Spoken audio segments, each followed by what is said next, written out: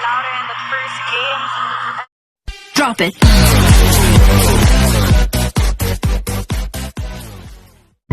Good day mga ka-sports natin dyan. Nag-init agad ang Creamline Cool Smashers sa set 1 pa lamang ng salpukan nila kontra sa Cherry Tigo. At naramdaman agad ni Coach Kung Fu Reyes na medyo off nga itong si Maylin Paat, kung kaya nga agad nila itong nilabas dahil nga sa tatlong error nga ng Cherry Tigo ay pinaupo muna si Maylin Paat. At si Shaya Adorador muna nga ngayon ang bibira, sapagkat alam naman natin mga ka-sports natin dyan na ang ating Maylin Paat, kapag ito nga ay nagka-error sa first game pa lamang, ay didire-diretso to hanggang sa dulo.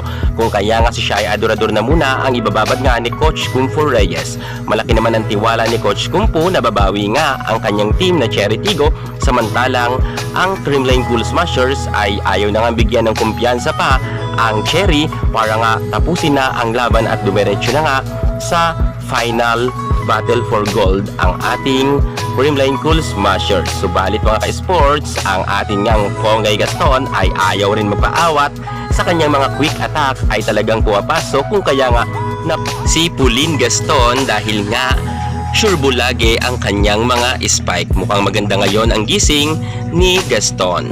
Pero kahit sabihin natin na talagang lumalaban si Gaston, lamang pa rin ang Creamline.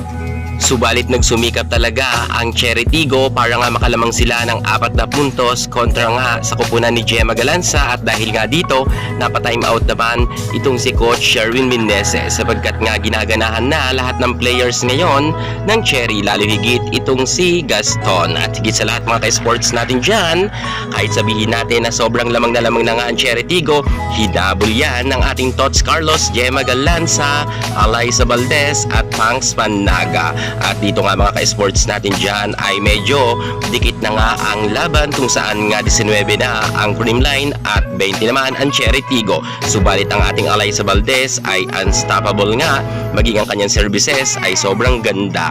At dahil dyan mga ka-sports ay nakalamang na nga ang Creamline Cool Smashers.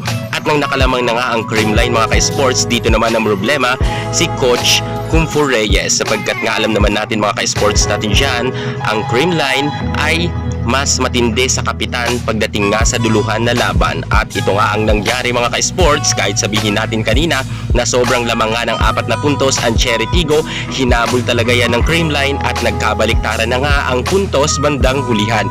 Grabe mga ka-sports natin dyan, ang dami na kanina ng mga bashers ng Creamline. Akala nila ay talo na nga ang Creamline sapagkat sobrang nanganlamang na lamang ang Cherry Tigo. Pero kita naman natin mga ka-sports, sila pa ang unang nag-set point. At higit sa lahat mga ka-sports natin dyan, ayaw talaga magpatalo rin ni Laure, maging si EJ Laure ay nagpaparamdam na. At kung saan mga ka-sports ay hindi pa rin sila uubra nga sa ating Creamline Cool Smashers, kung saan nga tinapos na to ng Creamline sa score na 26 at 24. Panalo na nga ang Creamline Cool Smashers sa set 1. Titingnan natin mamaya kung babawi pa ba or hahataw pa ang Cherry Tigo sa second set. Yan ang ating pakakaabangan. Congratulations sa ating Darna at Phenom Superstar Alaysa Valdez sa kanilang pagkapanalo sa unang set.